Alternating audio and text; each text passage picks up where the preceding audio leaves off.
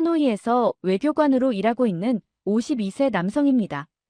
베트남 사람이 한국 라디오에 사연을 보내는 게 조금 이상하게 느껴지실 수도 있겠지만 제가 작년에 목격한 일을 꼭 한국 분들께 전하고 싶어서 이렇게 용기를 냈습니다.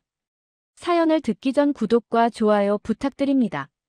저는 지난 28년간 베트남 외교부에서 근무하며 주로 동북아시아, 특히 한국과 관련된 업무를 담당해왔습니다. 개인적으로도 한국과 인연이 깊습니다. 90년대 후반 서울대학교에서 유학했고 제 아내도 한국 드라마를 매일 보는 열혈 팬입니다.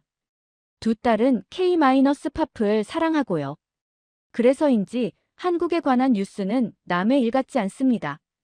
작년 가을, 그날도 평범한 월요일 아침이었습니다.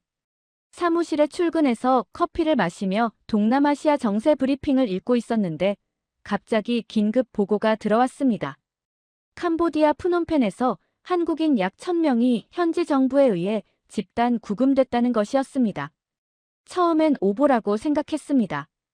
아무리 캄보디아 정부가 가끔 예측 불가능한 행동을 한다고 해도 21세기의 한 주권 국가의 국민을 1000명이나 집단으로 억류한다는 건 상상할 수 없는 일이었으니까요. 더욱이 상대가 한국입니다.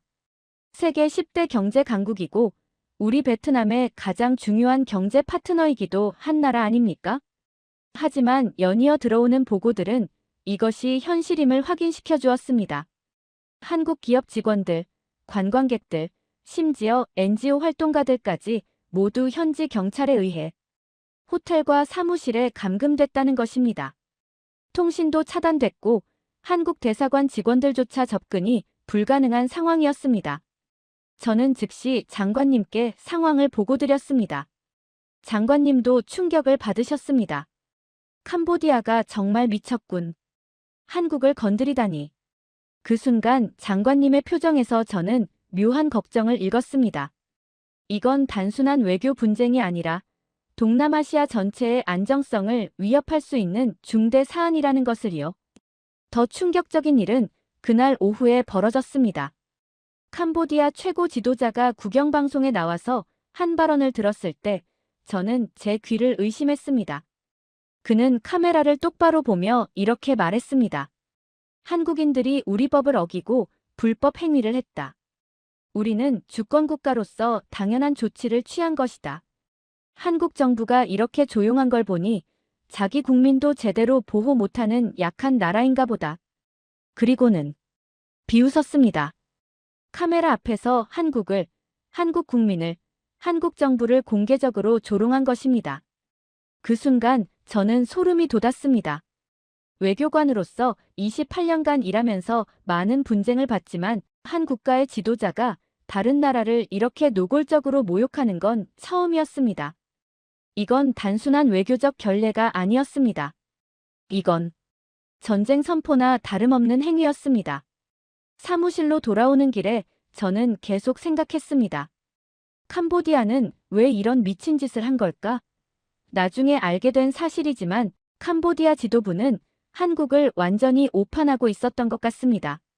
한국이 경제적으로는 강하지만 군사적, 외교적으로는 결단력이 부족한 나라라고 착각했던 거죠. 과거 몇 년간 한국이 보여준 신중하고 조용한 외교 방식을 약함으로 해석한 것입니다. 그날 밤 집에 돌아가서 아내에게 이 이야기를 했습니다. 아내는 한국 드라마를 보다 말고 깜짝 놀라며 물었습니다. 한국 사람들이 정말 괜찮을까요? 1000명이나 갇혀있다니. 저는 대답할 수가 없었습니다. 솔직히 저도 걱정됐으니까요. 그날 밤 저는 잠을 제대로 이루지 못했습니다. 계속해서 머릿속에 떠오르는 생각이 있었습니다. 이건 심각한 실수다. 캄보디아는 건드려선 안 될 선을 넘었다. 다음 날 아침 출근하자마자 저는 한국 외교부의 동향을 예의주시했습니다. 전 세계 언론이 이 사건을 톱뉴스로 다루고 있었고 모두가 한국의 반응을 기다리고 있었습니다. 하지만 놀랍게도 한국 정부는 아무 말도 하지 않았습니다. 성명도 없었고 기자회견도 없었습니다. 한국 외교부 대변인은 사태를 예의주시하고 있다는 짧은 코멘트만 남겼을 뿐이었습니다. 국제 언론들은 혼란스러워했고 일부는 한국 정부의 미온적 대응이라며 비판하기 시작했습니다. 캄보디아는 이를 승리로 받아들였습니다. 그들의 관영 매체는 한국이 굴복했다. 강대국도 우리 앞에서는 조용해진다는 식의 선전을 쏟아냈습니다. 캄보디아 거리에서는 반환 시위까지 벌어졌다는 보고가 들어왔습니다. 저는 이 상황이 너무도 답답했습니다. 한국 국민들이 인질로 잡혀 있는데 한국 정부는 왜 아무것도 하지 않는 걸까? 혹시 정말로 캄보디아가 생각한 대로 한국이 결단력이 없는 건 아닐까? 그런 의구심마저 들었습니다. 하지만 저는 뭔가 이상하다는 걸 느꼈습니다. 한국은 제가 아는 그런 나라가 아니었거든요. 제가 90년대 후반 서울에서 유학할 때 본 한국 사람들은 자존심이 강하고 부당한 일에 절대 참지 못하는 민족이었습니다. IMF 외환위기를 온 국민이 금 모으기 운동으로 극복한 나라였습니다. 그런 나라가 자국민 1000명이 인질로 잡혔는데 가만히 있을 리 없었습니다. 이틀째 되던 날, 저는 아세안 회의에서 태국 외교부 동료를 만났습니다. 그 친구가 조용히 귀띔을 해줬습니다. 투원, 한국이 움직이고 있어. 조용히, 하지만 엄청나게. 그 친구는 태국 정보부로부터 들은 이야기를 전해줬습니다. 한국은 침묵하고 있는 게 아니었습니다. 폭풍 같은 준비를 하고 있었던 겁니다. 한국 국정원은 48시간 만에 캄보디아의 모든 약점을 분석했다고 했습니다. 경제 구조, 금융 시스템, 정치적 반대파, 군부의 파벌, 중국과의 미묘한 관계, 심지어 지도자, 개인의 비자금 계좌까지 모든 것이 파악됐다는 겁니다. 한국 재정부는 양국 간 모든 금융 거래를 전수조사하고 있었습니다. 한국 기업들의 투자 철수 시나리오도 준비되고 있었습니다. 한국 국방부는 만약의 사태에 대비한 군사적 옵션까지 검토 중이었다고 합니다. 그리고 가장 중요한 것은 한국이 동시다발적으로 국제공조를 만들어가고 있다는 사실이었습니다. 미국, 일본, EU, 심지어 중국까지 접촉하며 캄보디아를 고립시키는 작업을 하고 있었던 것입니다. 저는 그제야 깨달았습니다. 한국의 침묵은 약함이 아니라 전략이었다는 것을. 한국은 감정적으로 반응하지 않았습니다. 대신 냉철하게, 체계적으로, 완벽하게 준비하고 있었던 겁니다. 사무실로 돌아와 저는 장관님께 이 내용을 보고드렸습니다. 장관님은 고개를 끄덕이시며 말씀하셨습니다. 우리 베트남도 배워야 할 점이 많은 나라야. 한국은 절대 먼저 소리치지 않지. 하지만 한번 움직이면 끝을 본다네. 그날 저녁, 저는 집에서 딸들과 저녁을 먹으며 물었습니다. 한국에 대해 어떻게 생각하니? 큰딸이 대답했습니다. BTS처럼 멋있는 나라죠. 조용하지만 강하고 세련되고 세계적이에요. 저는 웃으며 고개를 끄덕였습니다. 맞습니다. 한국은 그런 나라였습니다. 사흘째 되던 날 아침, 저는 직감했습니다. 오늘 뭔가 일어날 거라고. 한국의 침묵은 이제 끝날 것이고 캄보디아는 자신들이 저지른 실수의 대가를 치르게 될 거라고. 그리고 그날 오후, 정확히 제 예상대로 상황이 급변하기 시작했습니다. 사흘째 되던 날 오후 2시, 한국 외교부가 움직였습니다. 한국 정부는 캄보디아에 공식 외교 문서를 전달했고 동시에 전 세계 주요 언론에 성명을 발표했습니다. 저는 그 성명서를 읽으며 전율했습니다. 대한민국 정부는 캄보디아 정부에 다음을 요구한다. 첫째, 72시간 이내 우리 국민 전원을 무조건 석방할 것. 둘째, 캄보디아 최고 책임자가 공개석상에서 사과할 것. 셋째, 이번 사태의 책임자들을 명확히 문책할 것. 넷째, 재발 방지를 위한 구체적 대책을 마련할 것. 만약 이 요구가 받아들여지지 않을 경우 대한민국은 모든 외교적, 경제적, 그리고 필요시 추가적 수단을 동원할 것임을 엄중히 경고한다. 72시간 최후 통첩. 이것은 외교에서 가장 강력한 압박수단 중 하나입니다. 사실상 이행하지 않으면 전쟁도 불사한다는 의미나 다름없습니다. 저는 28년 외교관 생활에서 이런 강경한 통첩문을 손에 꼽을 정도밖에 보지 못했습니다. 그리고 한국은 말만 한 게 아니었습니다. 동시다발적으로 실제 행동에 나섰습니다. 먼저 한국은 유엔 안전보장이사회에 긴급회의를 소집했습니다. 미국, 영국, 프랑스가 즉각 지지 성명을 발표했습니다.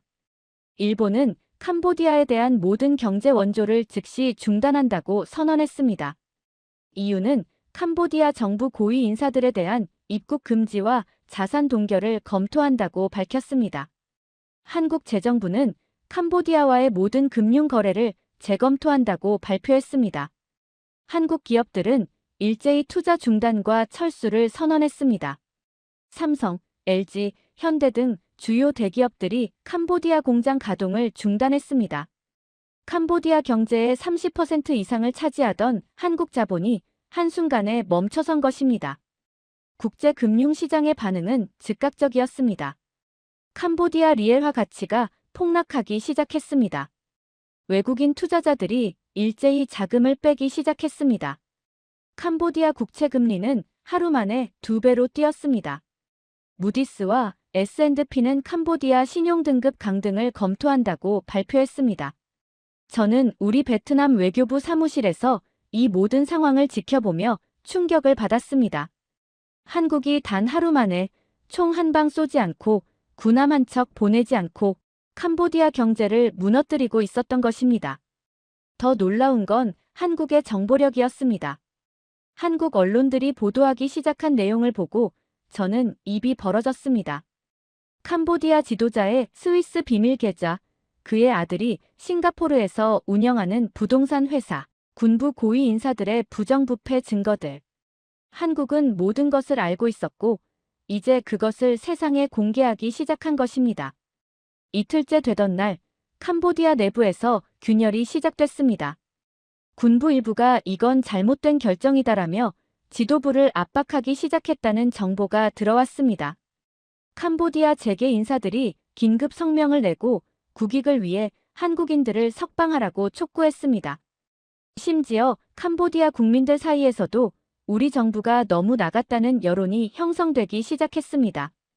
가장 결정적이었던 건 중국의 태도 변화였습니다. 캄보디아의 전통적 우방이자 최대 후원국인 중국이 이 문제는 양국이 평화적으로 해결하길 바란다며 사실상 손을 뗀 것입니다. 중국도 한국과의 관계가 너무 중요했고 캄보디아의 무모한 행동을 지지할 수 없었던 것입니다. 저는 동료들과 이야기하며 말했습니다. 캄보디아는 끝났어. 그들은 한국을 완전히 잘못 봤다. 한국은 조용하지만 무서운 나라야.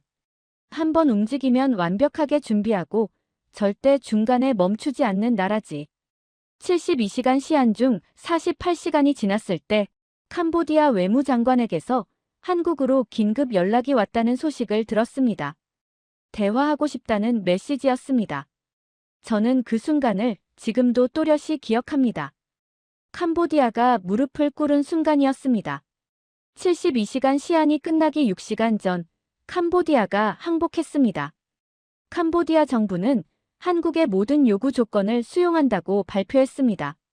한국인 1000여 명은 즉시 석방됐고 특별기로 무사히 귀국했습니다.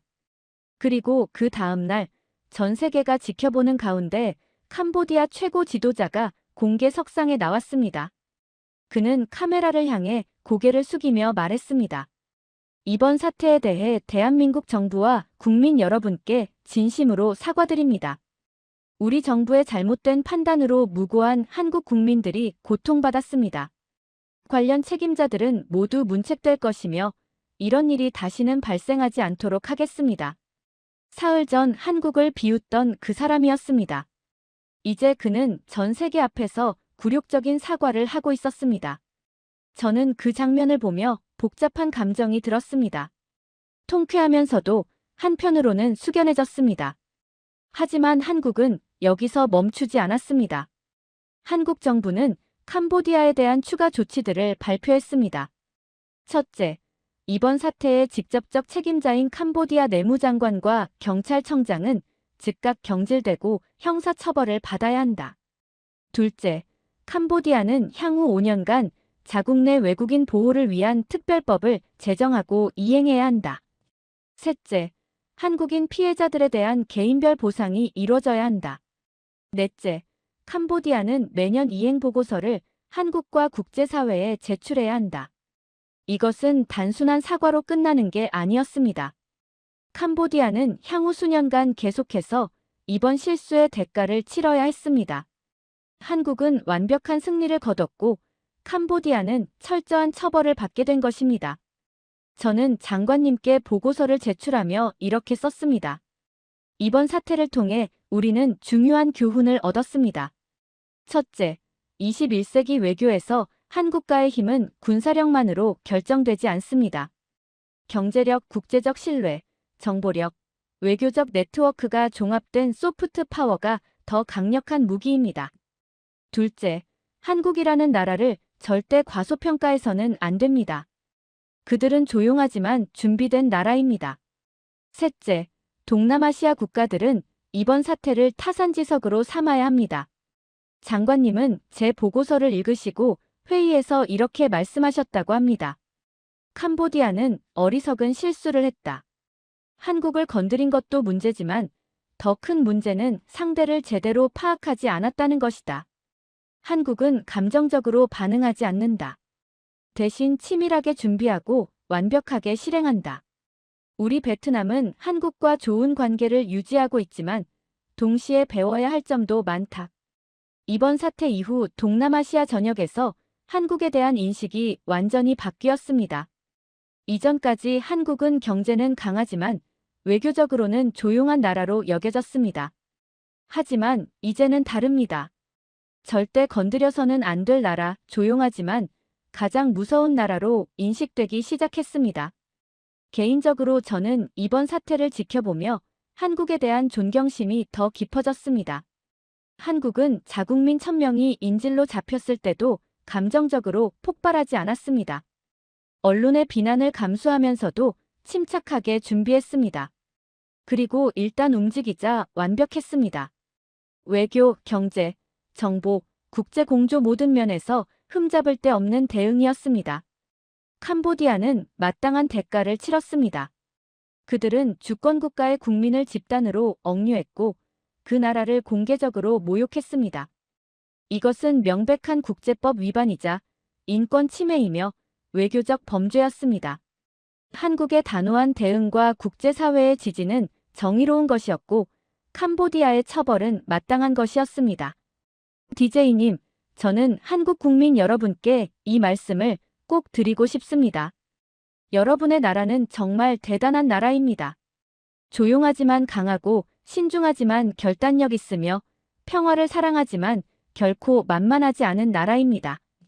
이번 사태를 통해 전 세계가 그것을 확인했습니다. 그리고 우리 베트남 사람들은, 아니 전 세계 사람들은 배웠습니다. 한국을 절대 얕보지 말라고. 그들의 침묵을 약함으로 오해하지 말라고. 한국은 필요할 때 가장 강력하게 움직이는 나라라는 것을 말입니다. 마지막으로 저는 한국과 베트남이 앞으로도 좋은 관계를 유지하며 함께 성장하길 바랍니다. 그리고 캄보디아 같은 비극적인 실수가 다시는 동남아시아 어디에서도 일어나지 않기를 진심으로 기원합니다. 긴 사연 읽어주셔서 감사합니다. 한국 여러분, 여러분의 나라를 자랑스러워하세요. 오늘의 사연이 마음에 드셨다면 구독과 좋아요 한번 눌러주세요. 1초밖에 안 걸리지만 구독과 좋아요를 한번 눌러주시면 더 좋은 사연을 소개해드리는데 큰 힘이 된답니다. 긴 영상 시청해주셔서 감사합니다. 이상 감동노트였습니다. 오늘도 행복한 하루 보내세요.